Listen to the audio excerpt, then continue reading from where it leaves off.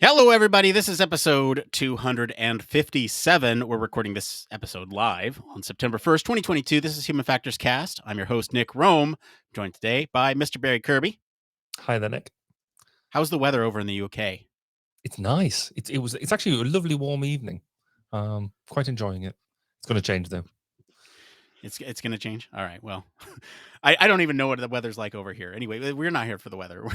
We're here to talk about how video games might affect our well-being. And later we're going to check in with the community and answer some questions about human factors being too specialized, the UX research job market being saturated, and some workarounds for posting restricted work examples. But first, hey, did you know that we post weekly roundups on our blog? Well, we also post monthly ones too, and that one is out now. So if you missed any of the Human Factors news over the month of August, go check it out on our blog. Barry, I want to know what's going on over at 1202. So at 12:02, we published the interview with Suzy Broadbent, which is looking at applying human factors on the ground, or it's that real world application of the methods and procedures that we all read in books and want to do them properly. But she gave us some guidance and some insights into some of the adaptations you have to do to deal with real world examples. But I've went into a slightly different sphere for the next episode, in that I've let somebody else do the interviewing. Now, being a bit of a control oriented person that I am, this was quite a difficult thing to do. But Mike Bates, who's a lecturer in human factors at the University of South Wales, used our platform to interview Gordon DuPont, the author of what is commonly known as the Dirty Dozen. And if you don't know much about them, then firstly, listen to the next episode. But they're really the 12 elements that influence why people make mistakes. And he developed these years ago, and they've been a common standpoint going forward. So this has been interesting. It's going to be used in two different ways. Firstly, it's going to be used for the channel, for the 1202, but it's also going to be used as university content for Mike to be able to teach his students. So that's been quite a novel experience for me, which I did last week. So that should be going live basically a week on Monday. So quite looking forward to seeing how that looks. Yeah, that'll be awesome to check out. Anyway, let's get to the news.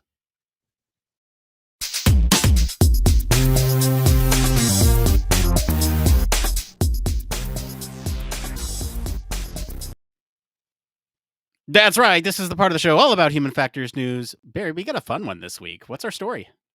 This one's brilliant. So the story is about we may never fully know how video games affect our well-being. So for decades, everyone's worried that video games are bad for us, that they encourage violent behavior or harm mental health. These fears have spilled over into policy decisions affecting millions of people. So the World Health Organization added gaming disorder to its international classification of diseases in 2019, whilst China restricts people under 18 from playing games for more than 3 hours a week in a bid to prevent minors becoming addicted. However, in recent years, a growing body of research has argued that video games are in fact good for us, improving cognition, relieving stress, and bolstering communication skills. The reality, a new study suggests, is we just simply don't have a good grip on how games affect our well-being, if at all. The research described in the Royal Society Open Science Journal last month found little to no evidence for a causal connection between gameplay and well-being, meaning that the time spent playing video games had neither a negative nor a positive effect on players' emotional health. Ultimately, despite researchers' best efforts, academics studying games are unlikely to reach a solid conclusion on how they affect us, says Yamea Halbrook, a psychology researcher for the Lera Esport Science Research Lab at the University of Limerick in Ireland. They're going to say, whilst we've been moving away from that slowly over the last decade or so, I don't think there's ever going to be a general consensus that video games have no positive or negative effect, or only a positive effect. There's always going to be those people that say the video games are bad for you and cite biased research. We might be able to move them in a direction that says games aren't entirely bad, but I don't think we'll ever get to everybody to agree on a singular point, even if it's complete, total fact. People are not like that. So, Nick, what do you think? Are you a gaming junkie? Do you think it affects your health in a way, in a positive or a negative way? Yes, and yes. So let me start by saying we took this number out of the blurb, but this wasn't just a study of college students. This is a huge study. 38,935 gamers or players. It's a huge study, and I think you're right. this is self reflection here, and I'm sure everyone can relate in some way, shape, or form. But all things in moderation.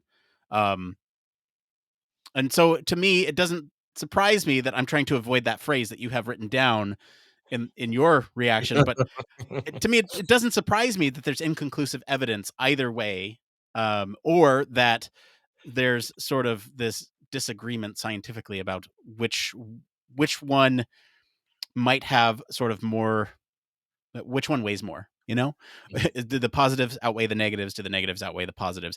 And because of that, that's why there's so much stuff around it. I'll get into some of the other points I have later. But Barry, what is your initial thoughts on this? Yeah, I'm going to dive into straight with yay for it depends. And that's kind of the point, really, isn't it? I think we've had this piece where gaming has evolved over time. So gaming when I first started gaming was very simple. The technology was very, very simple. And whereas now we get increased complexity, increased levels of immersion, and a whole drive through around because you've got two different types of gaming as well. You've got gaming on devices that are much simple, but then you've got platforms that cost an awful lot of money, giving you a high quality gaming experience, which people invest in. So it goes down to, can we suspend disbelief in the level of the way we immerse ourselves in these games, and what effect does that have on well-being? Because we know that we need to change. We need to have a bit of a change. We need to have a break from the work that we're doing. And so does a little, playing a little game on your phone actually help you do that? And do having some games on your computer from simple things like maybe solitaire and things like that, all the way through to multiplayer games that you can play for maybe an hour out of your day, or if I get going, then maybe a few more hours than that. Then there's something around it. But really, what this is leading to is we need to have another study. There's going to be more studies on this. There's going to be lots of studies giving us the conclusion of we need another study. I've spent a lot of time doing work in the blend of live and synthetic training for the military, and inevitably, I've done studies that you'll do one study, you come with an answer, and then somebody else says, "Oh, well, we need another study to do that." And I've kind of done the same study over and over again for quite a number of years. So this sort of feels a bit like that, but I'm pleased that there's some bits out there that on some really, like you're quite right to point out that number. That's a significant number of engagement, which I think will give us some really good bits to discuss. Yeah. There's so much with this article. I don't even know truthfully where to begin with this. I think maybe what we can start with is just our general experience with gaming and sort of what our habits are. So that way everyone has like a little bit more of a frame of reference from where we're coming from with respect to some of these claims here in this article. So for me, I right now I'm an everyday gamer. There are periods of time where I am a once every 7-8 months gamer.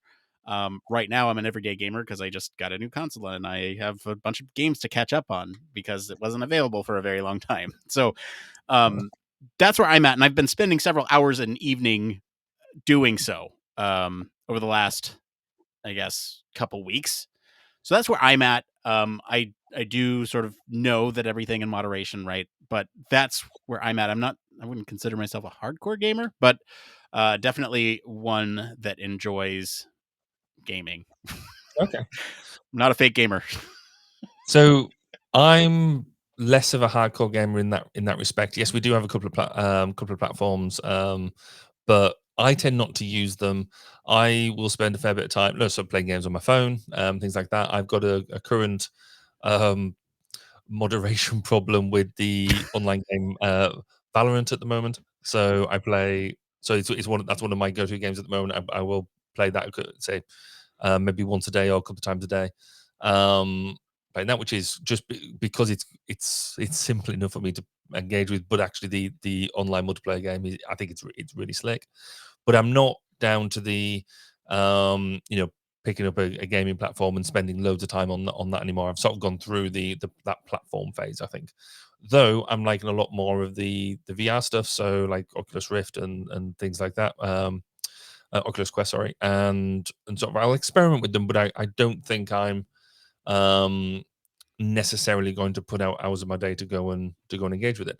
However, I've done an awful lot of research around it, and like I said in the intro bit, the way that we use serious gaming with it for training and things like that, I've spent probably a couple of decades researching into and utilizing. So I get that might be a reason why I don't actually play games so much, is because I've done so much work on them. Then it maybe feels like a bit of a working task as well as that. So maybe this is proving to be a bit of a reflective session in that sense. Oh man, when games feel like work. So I want to jump into sort of the central crux of this article, and really I think why we'll never have that definitive answer, or at least in the near future we won't have that definitive answer, because there's two things, right? We're talking about mental well-being Mhm. as it relates to playing video games, and really, is it good or bad for the soul? Is kind of the question, right? That is the hypothesis, and there are some good things with video games. Obviously, you mentioned some of them in the blurb, but I'm going to go through a list here, right? For me, it's quite a meditative experience, and I've actually talked to my therapist about this. It allows me to clear my mind entirely of the world's problems. That's escapism. But it Mhm. also allows me to get into a flow. It helps me relax, calm down from the day. It also helps with sort of concentration. I can focus in on a task. Someone with ADHD, that's really helpful to have something to focus in on and have something to do where you feel passionate about it. Um, it also just makes me feel better. So it can improve your mood.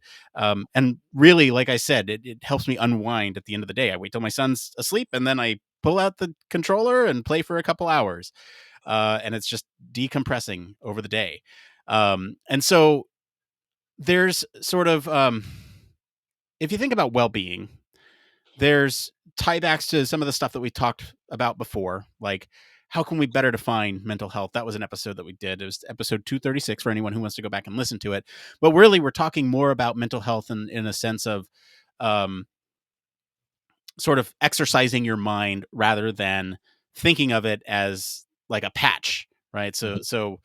A patch to solve the problem. And so I think when you're thinking about sort of this mental well-being with video games, it is sort of the same thing. You got to exercise your mind and control to be able to play and experience these things like flow, relaxation, concentration, but not become so addicted to it that it starts to have some of those detrimental effects.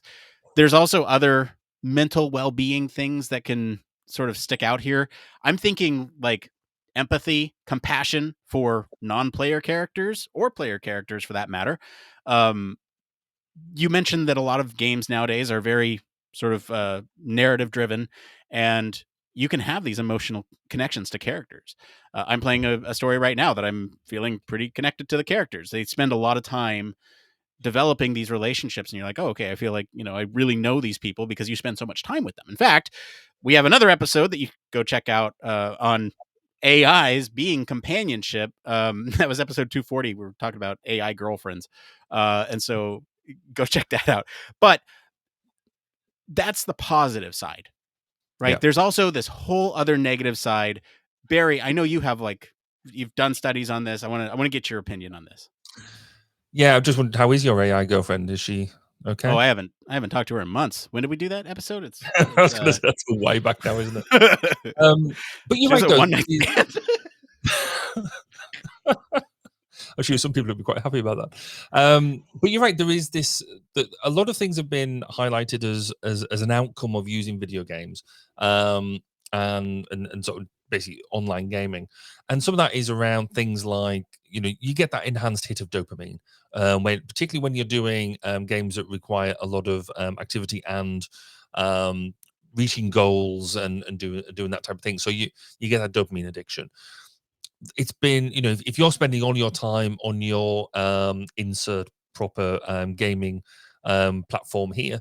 If you're spending all your time on your gaming platform, then how does that affect your relationship, your real world, or what people class as real world relationships now with your partners, with your housemates, if you're your students, with your family, with your children, and things like that. There is Not your AI girlfriends. not your AI girlfriend. I think they will be fine. Though at what point did they start bugging you?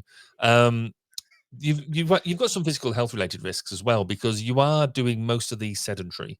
You're sat in. I mean, gaming chairs are getting much better and things like that, and um, you can spend a lot more money on doing that type of thing, and the ability to get some sort of articulation at home. So, like moving platform, and that is becoming cheaper, but I wouldn't say it's accessible.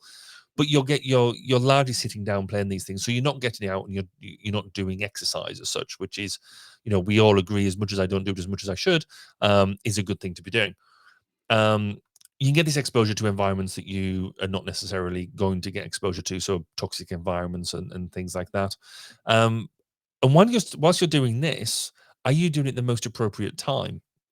Because actually, if you're meant to be studying, or you're meant to be working, or in my case, maybe you should be writing a report, and something like that, and I'll just take 5 minutes out, you crack on, and your 5 minutes ends up being an hour, ends up being, I'll just do one more 2 hours. And if you can't bound it properly, then it can end up being a problem. I mean, it's almost like anything else as well. Is why are you using the gaming? Is it all the positive stuff that you alluded to earlier, Nick? Around, you're using it to improve your mental health and things, or are you just trying to escape the real world? Are you trying to do things that just don't exist at the moment? So there's an interesting bit where people will point out a lot of these problems.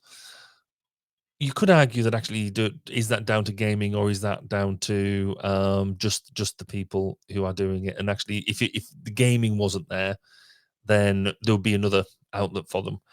Because before gaming came along in such a way, the same was said for actual just TV of itself. The use of like violent movies, the greater use of sex within movies and things like that. People were highlighting that with pretty much exactly the same arguments.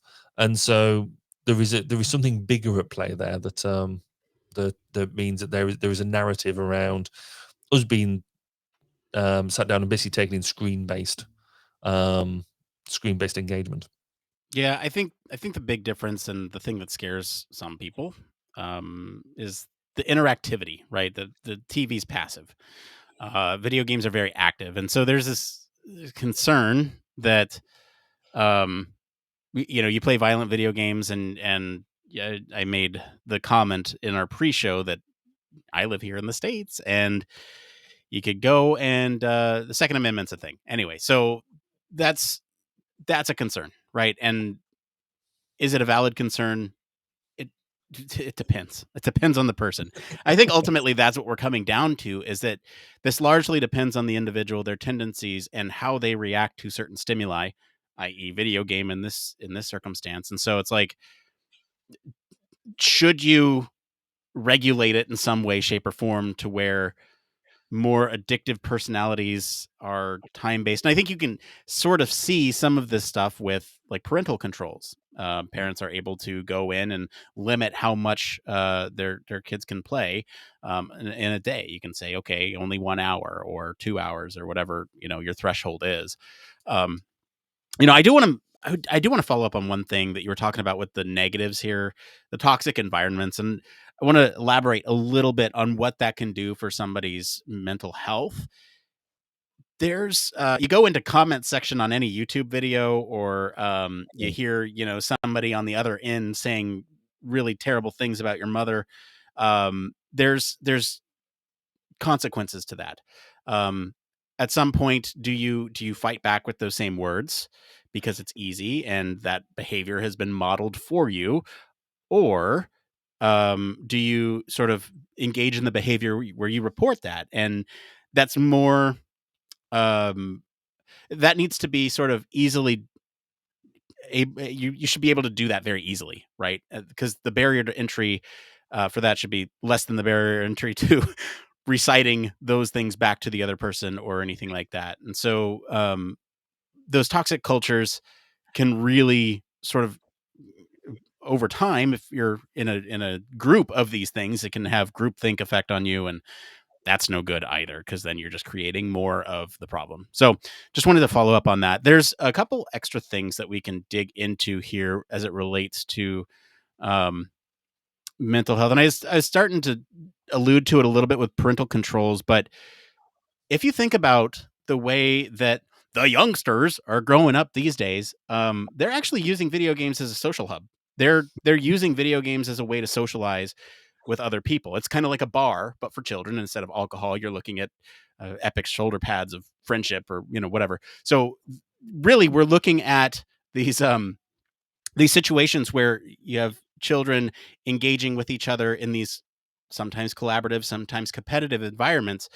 And from what I've seen, anecdotal evidence, of course, it's pretty healthy in most cases. Like, it's just a part of life that they've experienced. And so you have these kids just playing Minecraft with other kids, building stuff together, socializing.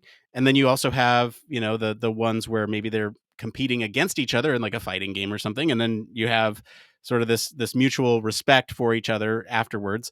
And that is healthy. That is healthy. Mhm. And that's where my mind is at. Like, I think I'm leaning definitely good thing, and I don't know if that's biased because I game myself, and I anyway. Where But do you want it's to jump next? also, well, I mean, just to almost continue with that to a certain extent, it goes back to the evolution of gaming as well. So when you looked at gaming in the, say, mid-90s, they were all sort of arcade based, one-to-one fighters. There wasn't the team play wasn't really a thing because the technology just didn't make it work. When you looked at the is it the MMORPG, so the mass multiplayer games, they were very script driven. There were the graphic fidelity was really low. You couldn't actually talk to anybody. It was very text driven and things like that. Even as you evolved through the 90s and the early 2000s, the games that you get now um, have got so much more facility within them. That the fidelity of the game and the tasks that you're trying to largely complete are much broader. So you're not just going from starting point A, walking across the horizontally across the screen, beating up a boss and getting a goal. The game is richer. Um, but also you've got this idea of a communications platform underpinning it all, which is largely based on voice. So you can actually talk to each other. You can be collaborative. You can work together to achieve the common goal. You can share opinions, and then as you quite rightly say, more people are using it as a platform to discuss. And maybe the game is slightly, in some respects, turning into an aside where they're Mhm. actually talking about it. People are streaming their own gaming performance on other platforms and sharing how to do things. So the whole game environment has evolved. And when I was doing work around digital native, digital immigrants, and that type of thing, another category of people, subcategory of people came up, which was gaming native or game natives, where people who sort of grow up and are just playing games and are so used to that are game native. People more like me who maybe come and try and play games and engage with things like that are more gaming immigrants in that respect. Um, but it's becoming an evolution, and then there will be, I suspect, when we the augmented reality, the virtual reality games do, because they're still sort of on that brink of being brilliant, but they're not quite brilliant yet. When they become brilliant, then I think you'll have then another evolution again. So then you'll be looking at Ready Player One, that type of interaction. So yeah, it's interesting to see the evolution. We've seen exactly that same evolution with social media. We've seen the same evolution with the internet in general, and it's all about connectivity and talking. And we're just doing it on a much bigger and broader basis. We're not bounded by the physical constraints that we've had historically, like your neighbors, the people who live in your street, the people who go to your school, the people who go to your workplace. You've got opportunities to engage on a much broader basis that we've just never had before. Yeah, I think that's right. And you're also, like you were saying, the community is growing, and I think you're seeing this increasing number of spaces designed around these in-person hubs for gaming. Right? You have gaming cafes, gaming bars, lounges, other social events where you have people in the same physical space doing things. And you mentioned the metaverse too. This is happening in the metaverse. It's happening in a virtual environment as well, where you are designing these spaces with the intent of having this interaction with others socially. And so, yeah, we're seeing this sort of huge shift from being a single person experience to, I mean, the shift has already happened, but even more so, I think, as games become more ubiquitous, you're sort of seeing that shift even further into incorporating it into a part of our everyday lives, not just for the people who consider themselves gamers, but even for people who, might just play. I say just play something on mobile like Candy Crush or whatever. I consider those people gamers. That is a video game that you're playing in your hand, and I think gatekeeping those types of people is bad and obviously toxic. But when you think about those type of people having sort of Words with Friends with another was another really big one a couple years ago, 10 years ago, 10 years ago. Like, you know, You go, uh-oh. yeah. Anyway, you have these other sort of highly social games that sort of have these connections that you can build. Now, I want to take a minute to talk about sort of social opinion and how that has changed over time, because this is we have a comment on our chat tonight from Laka Lecha on Twitch. They say, I'm excited for the main story this week. I'm actually doing some work on video games and effect on social opinions. This is more of a video game as a social activist medium and its effect on political opinions in the short term. It's been interesting. I'd be interested in hearing more about the violence work. So that's in reference to a comment that Barry was making in the pre-show. Do you want to talk first about the violence work, and then we can kind of go up and do the social stuff? Yeah, so from this more hits us more in the engineering side of things as well. It's around how do we use this type of engineering, this gaming engineering for training. And so we've done some fair amount of work, or the military's done a fair amount of work around the world around utilizing gaming technologies to train people to perform warfighter capabilities, be that pilot, be that a soldier, be that sailor, all them different things. So everybody will be aware of things, games that allow you to be within a flight simulator, or being part of a special ops team and things like that. All of them have got such a high level of fidelity now that there's a lot of people rolling up to recruitment centers who already know how to use weapons, for example. They've never actually touched one, but because of the inbuilt gameplay that they do, they already know how to utilize a weapon. They might have a really good understanding already of tactics, how to utilize a tank, how to fly the basics of an aircraft, how you would do that type of thing. And to the point that when we've done studies around what do people expect when they come and join the Air Force, for example, there was always that common misconception that everybody wanted to join the Air Force to fly. And so, because historically, that's what people would do. They want to become a pilot. They want to fly an aircraft. They don't want to fly these simulators. That's just silly. But then now that's all switched.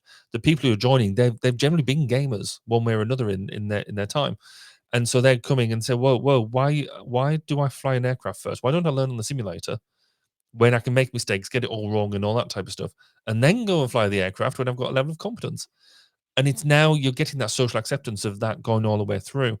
And so there's a whole lot of that going on, which yes, it's using gaming to basically deliver violence one way or another. But it's an interesting way of using that. And there's no reason why that can't be used in other domains as well, such as nuclear safety, like learning how to control your nuclear reactor. Or we've seen games around surgery, so doing slightly funnier games around like doing different types of surgery. But actually, you get some quite serious ones that sort of take you step by step how to do transplants and things like that. We could be pushing this type of technology into that type of domain, making people who come to learn, to become doctors and things like that, actually with maybe some level of skill already. Yeah. this is we're getting into sort of different from the social aspect. So let's loop Mm, around back to that. But I want to continue this thread as you're talking about training and education, because there's some really interesting things going on here. There's sort of this procedural based approach versus a knowledge based approach where you have sort of training somebody how to do something step by step, right? That might be, how to fly a plane in a flight simulator, like you said. You flip this switch, then you flip that switch, you look at these things, and then you hit the throttle, right? So that's procedural. And so when somebody gets into a plane, they know to do all those things. Then mhm, there's the knowledge based approach where you can also mix and match these. By the way, this is not mutually exclusive. You also have things where, um, you might learn about some controls in an airplane. I'm going to keep with that example, but you also might have other types of games that inform you how to do something, right? You can see educational games out there. These things for children, like learning numbers, letters, shapes, music, math. All these things are they can you can do them through games. In fact, my son has a toy that sings at him and plays like a shapes game on a remote.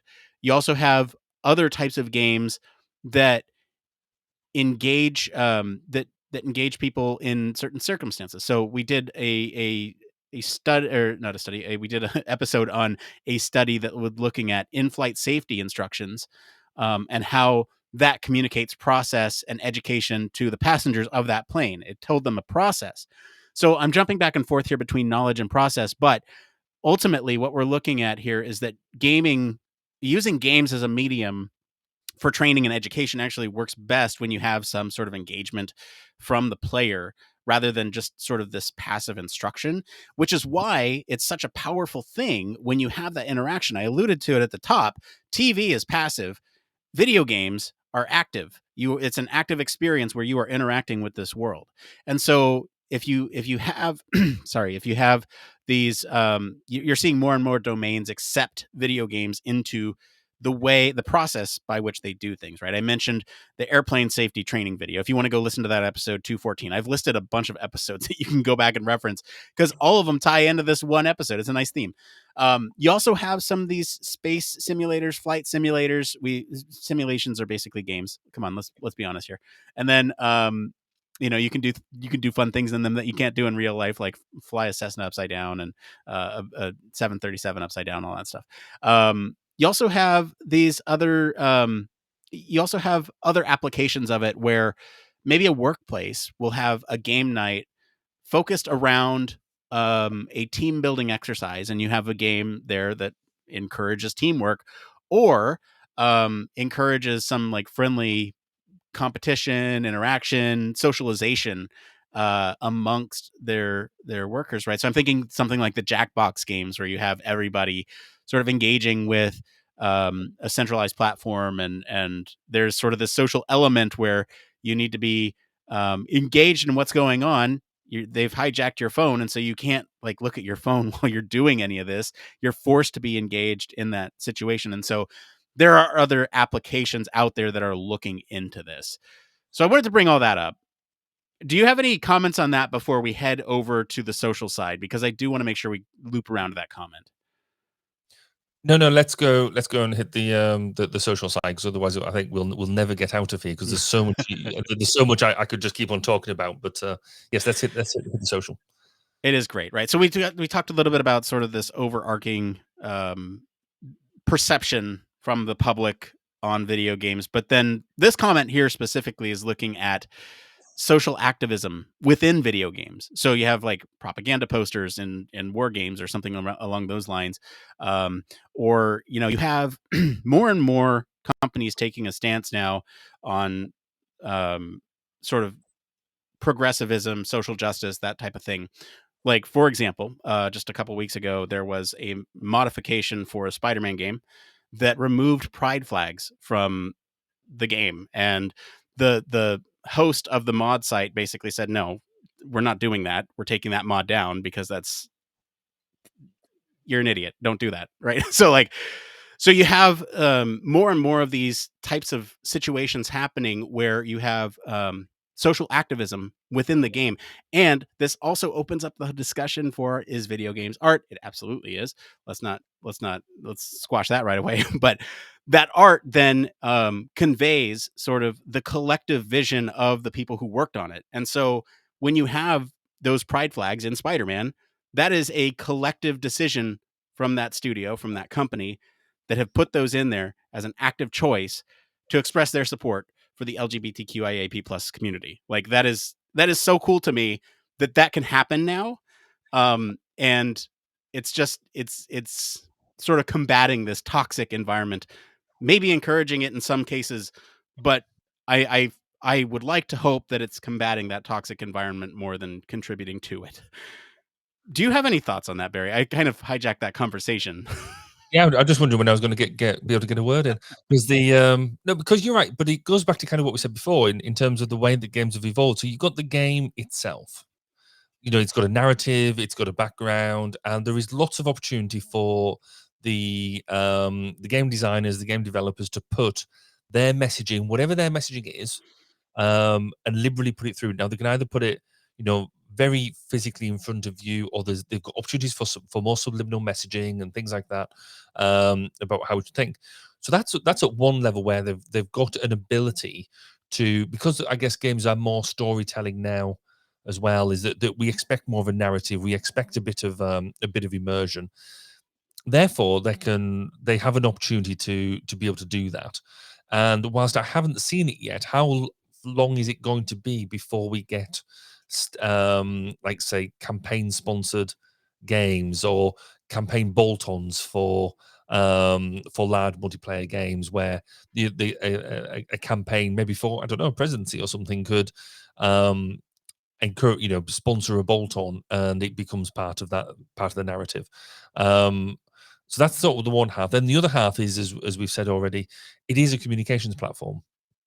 And so from that perspective, there's a lot of work being done around how does social media work with political campaigning, um, or any sort of really campaigning around social justice or anything like that. So how does social media work in that respect?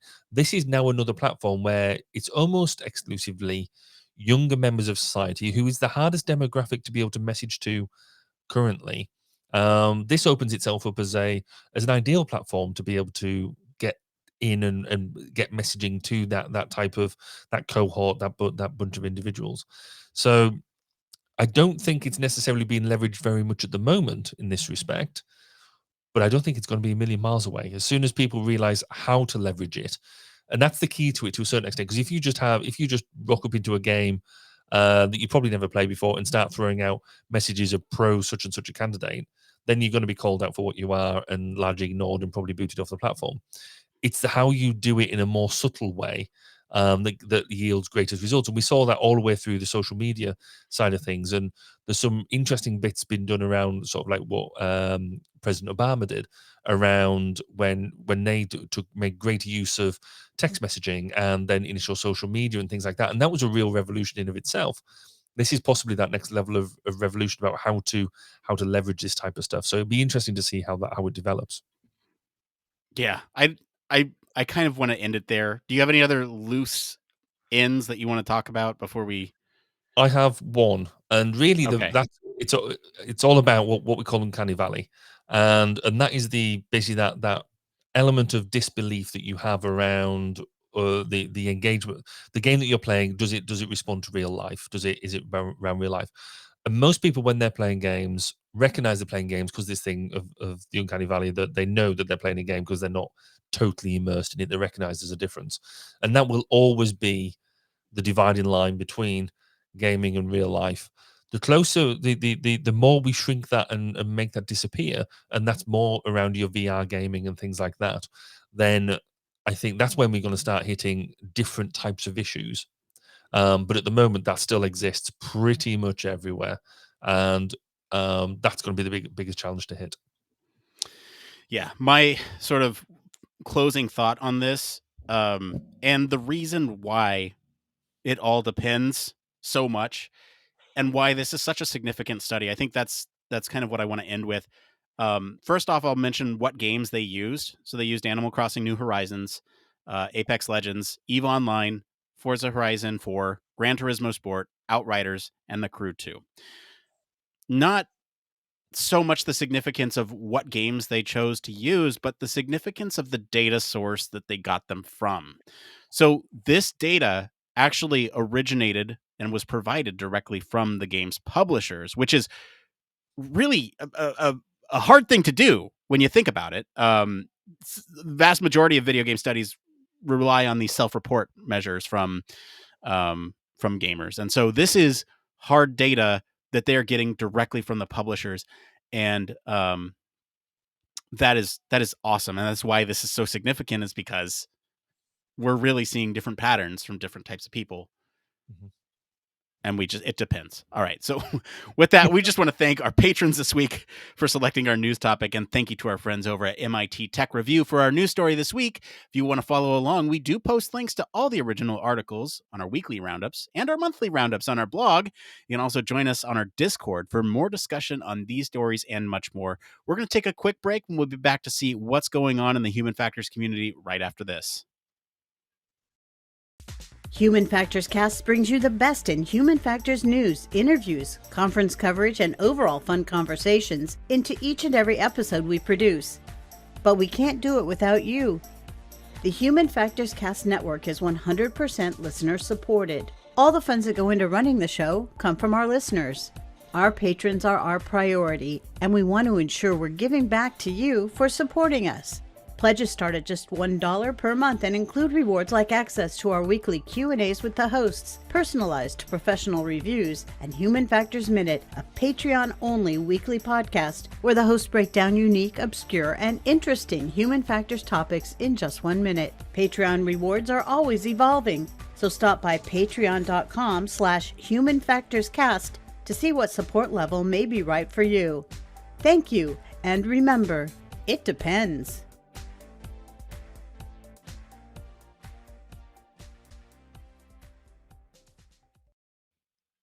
Yes, sincere, huge thank you, as always, to our patrons. We especially want to thank our honorary Human Factors Cast staff patron, Michelle Tripp. Patrons like you truly keep the show running, you keep it going. I want to take a minute to talk about what Patreon supporters help pay for behind the scenes, because I don't think it's immediately obvious. You know, we put out a thing every week. It's an audio platform, but we also have video, and so we need to pay for the tools in which we use to record the video and distribute that video, but we also use the video as the recording. My cat is making a cameo right now, a catio on the video right now as we speak. So if you were to watch us on those platforms, you could see my cat. Anyway, it also helps us host the podcast itself. That costs money. We have a website that we need to keep up and running. We have automation behind the scenes that really helps us keep track of some things. We have a whole lab that you're supporting, really. And there's products and services that assist with some of the audio and video production that we have going on here behind the scenes. All that to say, those who financially support us are really financially supporting us. There's a lot that we have to take care of, and that help truly helps, like, a lot. So thank you. All right, I've groveled enough for your money, so I think we should get into the next part of the show. It came from.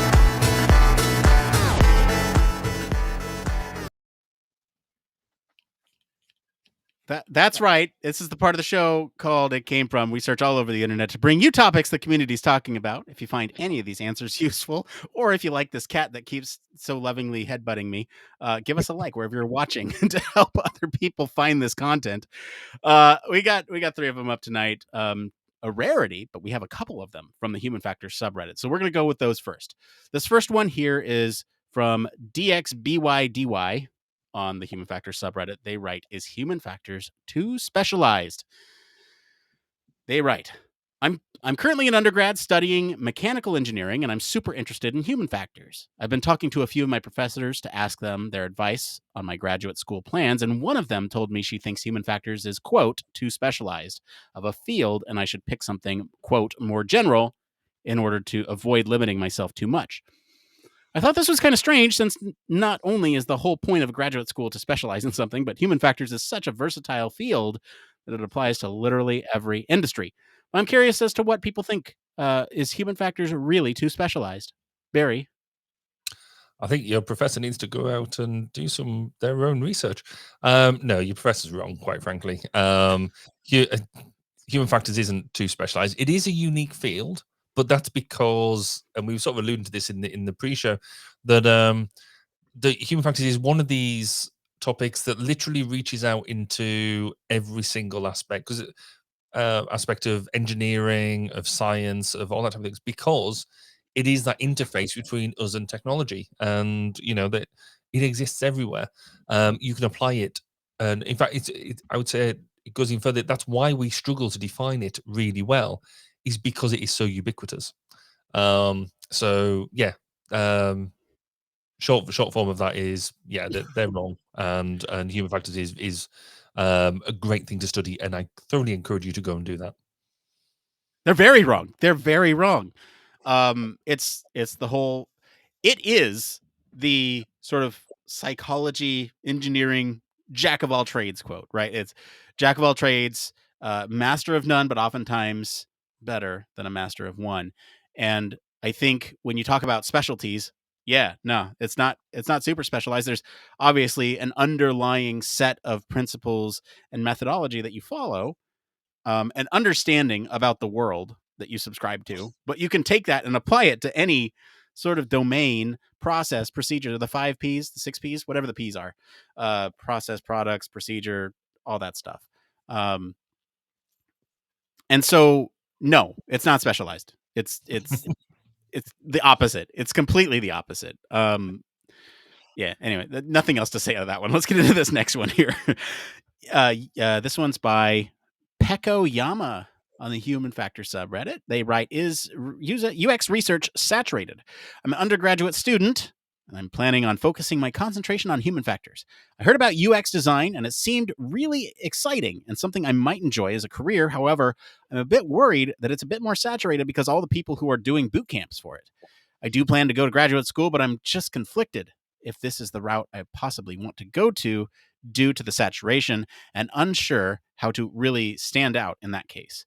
Would you agree that the market is saturated?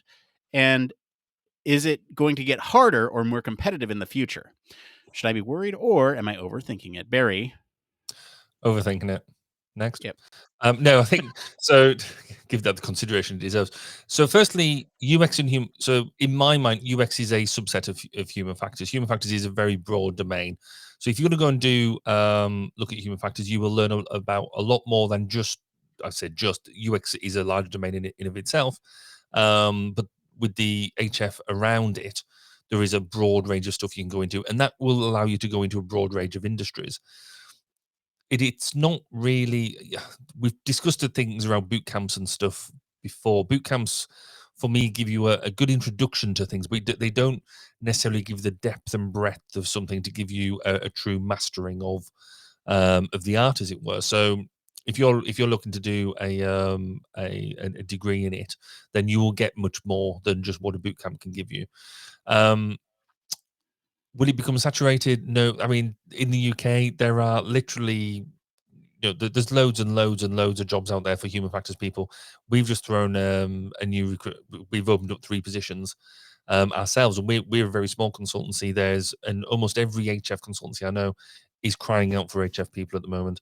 In the States, I'm fairly sure it's not too dissimilar, because the nature of the way things are. But I'm sure Nick will give us an update in a second. But fundamentally, there's loads of jobs out there. I can't see it going any other way but up in that respect.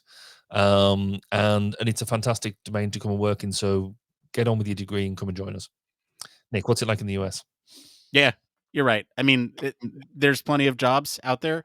I will say that sort of the competition is at the senior level right now because you have this entry level. I wouldn't say saturation. It's people think they can get away with those boot camps, and I wanted to comment on that. Boot camps aren't a way to kickstart. It can kickstart you, sure. It's not. It's like, I don't know. It's it's like taking a weekend course and expecting to be a surgeon. You can't. I'm comparing us to surgeons. That's not true. It's like You're way I better don't than know. surgeons. I No, didn't I say mean, you can cut that out, can't you? no, keep it in, keep it in. We're, I mean, like, look, here's the thing. It's like it'll get you so far, but it's the experience that you have doing something, working on projects, or working in a tangential field with transferable skills. That can also be another way to sort of break in.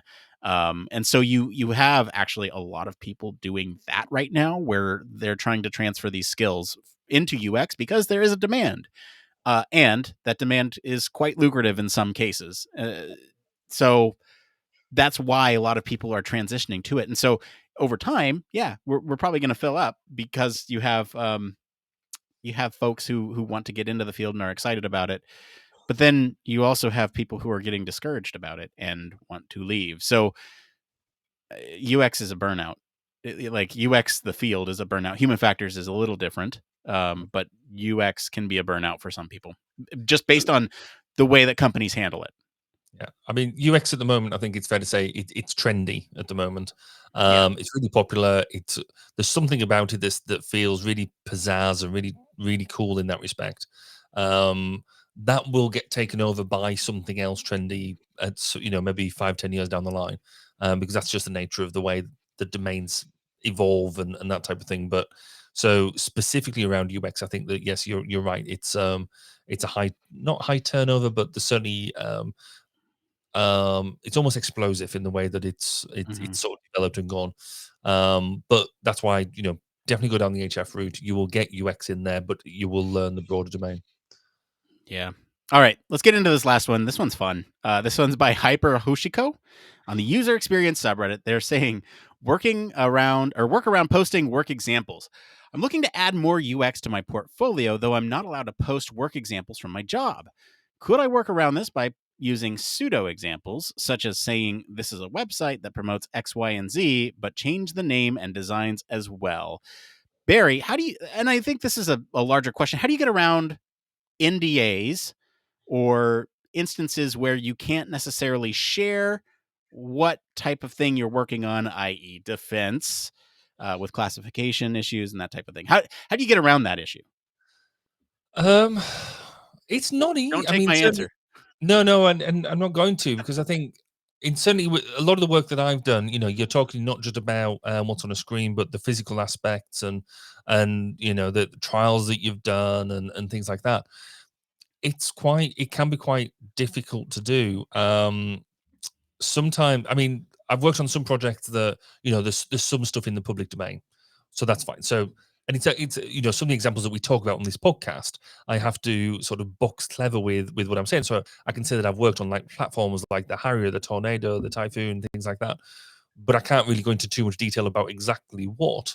Um, so you can describe the type of things that you've done. So I would describe maybe the processes I've been through to get there, the types of systems that maybe I've developed. So I've developed a lot of mapping displays. I've developed a lot of communications displays, and so you can allude a lot from that. But I can't exactly say, look, he's the exact design document I wrote, because it tends to be classified, and well, I guess in the US we all know about classified documents at the moment, as well. So let's not worry too much about that. But so there is ways of talking around things, and I think you get more used to doing that the more you do it, and you understand what it is, what it is that you can talk about, what it is that you can't. Um, so yeah, I don't. I mean, I'll be honest. I don't have a huge amount of experience because most jobs I've gone for have been in the same sort of domain, and so you can talk about it to a certain extent. Um, if I was going to go to an absolutely new domain, I sort of tried to do that once, and I'll be honest, I kind of crashed and burned, because it was so difficult to try and translate what I did. Even though there was a direct translation, I couldn't really translate it because of the nature, the defense nature going into a completely civilian environment. So it's difficult. But I think in maybe the UX world, you've got a bit more insight than I have, Nick.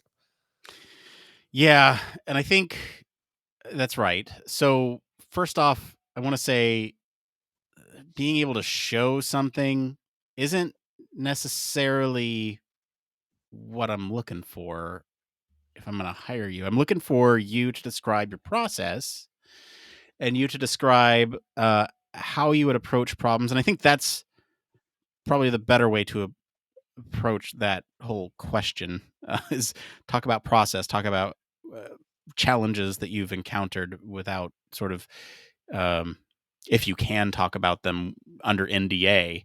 Some NDAs are really strict, although I haven't, I haven't ran into anybody who signed an NDA that said I can't talk about my UX process. I've met, I know a couple people who say they can't talk about how a company has established a process, but their individual process is kind of fine because everyone kind of subscribes to the same thing. If you insist on showing a work example, you could always replace the images. So I don't remember where I saw this or heard this.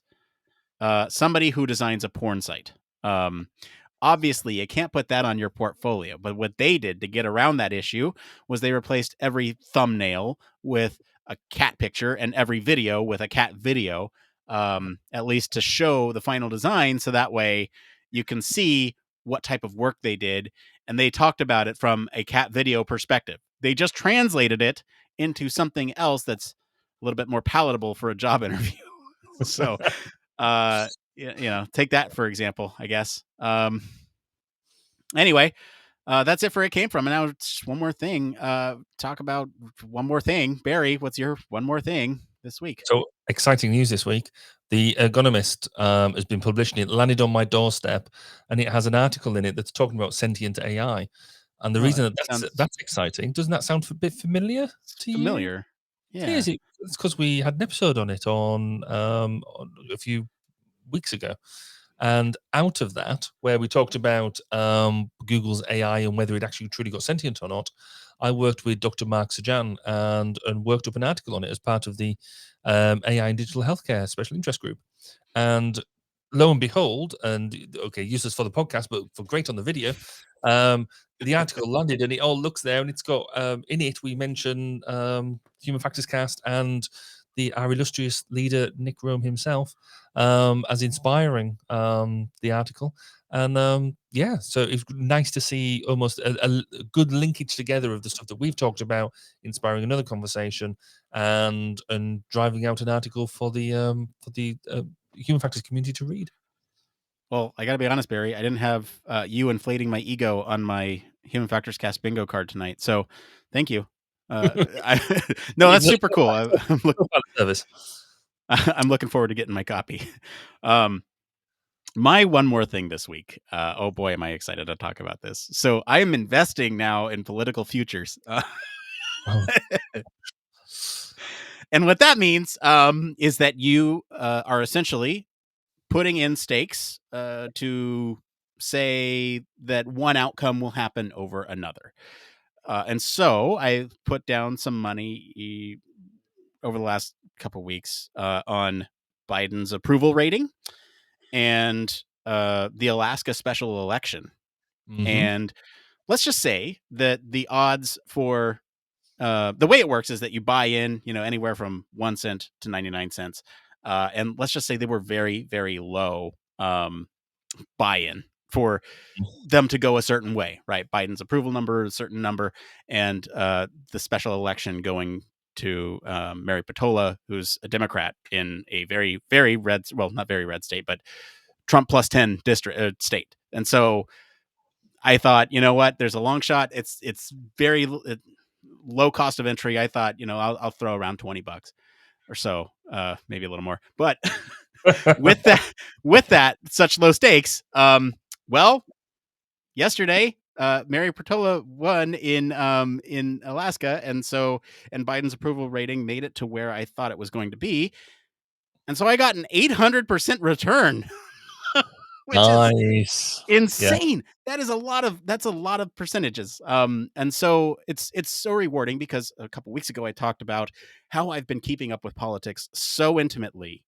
It's almost a sickness at this point, but because of that, I'm able to sort of sense the direction in which things are going, and I feel like I have more of a understanding about that than I do about stocks. And so anyway, I'm going to go with this. Ooh.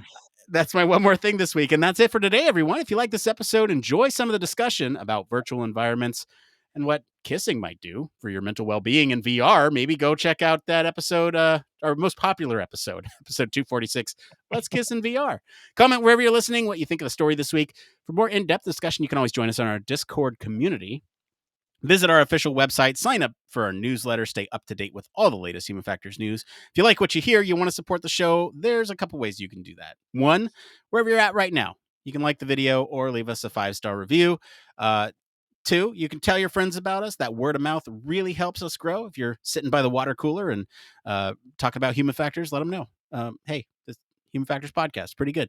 Or if you have the financial means to, we will take your money.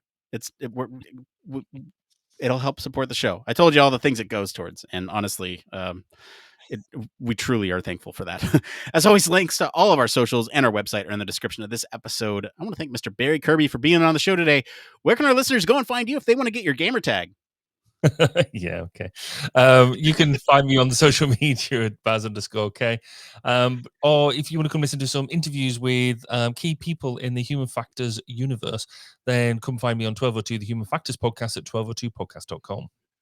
As for me, I've been your host, Nick Rome. You can find me on our Discord and across social media at Nick_Rome. Thanks again for tuning into Human Factors Cast. Until next time, it depends. There was some echo on that one.